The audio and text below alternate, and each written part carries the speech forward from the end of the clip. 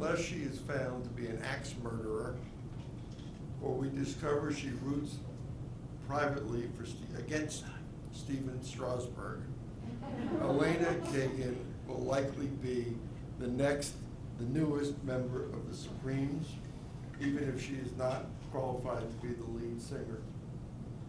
That said, confirmations, as Adams pointed out, as we all pointed out, are never easy and are usually quite contentious. Too often in the last 2 decades, they have taken on many of the attributes of political campaigns. See Bork, Thomas, Souter, Roberts, Alito, with attack ads, focus groups, polling, other obscenely expensive, hyperventilated lobbying from the far left and the far right. But here are my 5 nasty murder board questions were I to prepare her. I've gone from what I thought was the most trivial and ridiculous, therefore the most likely to be asked by senators.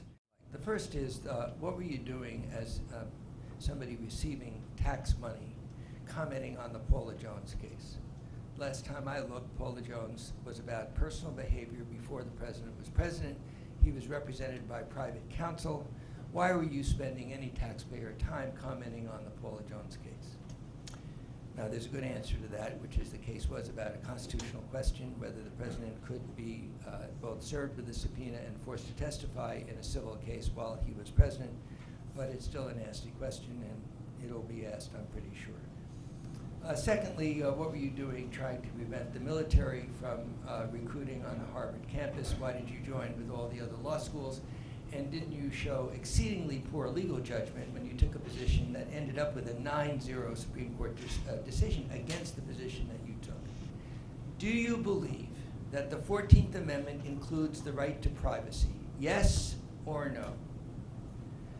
And how would you have voted on the Connecticut case that resulted in the first case that described a right to privacy, that said no states may not ban contraception in the privacy of a bedroom? Yes or no?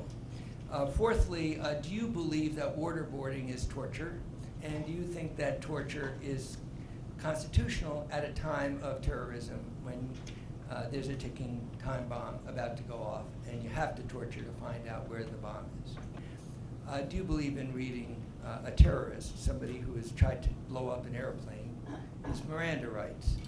I agree with Lanny that she'll be a centrist, pretty moderate justice, and that would agree with me. And on the 5, I think the nastiest questions are a good list. I think she can handle most of them pretty easily. The toughest one on that list, I think, for her might be waterboarding, torture, ticking time bomb, Constitution, all that, because I think, frankly, Eric Holder's testimony on this, yes, it's torture, was pretty conclusory, and when asked in subsequent situations to give details, his details were kind of laughable because he didn't want to do a serious analysis of it. Nobody has done a serious analysis of this issue in public. No public official has. If you could pin her down on that, you could make life uncomfortable for her. I think her safest refuge would be to say, well, you know, that is an issue that could come before us. What I think might happen in terms of Kagan's decision to answer questions or not. As Adam mentioned, every recent nominee, since Ginsburg at least, has declined to answer questions about specific legal issues that would come before the nominee once he or she is on the court. I personally agree that that is the right tack to take because a justice is supposed to come to every case with an open mind, and if he or she had sworn under oath that he or she would rule a certain way, then a litigant presenting that issue to the court could reasonably ask if the justice is open-minded or comes without a preconception about the issue. But I think there are ways that nominees can provide useful information without reaching that standard.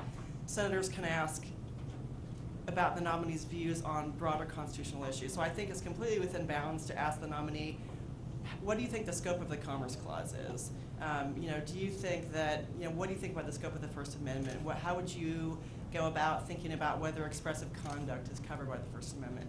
I think questions like that can be answered substantively and informatively without sort of committing to decide a certain case a certain way.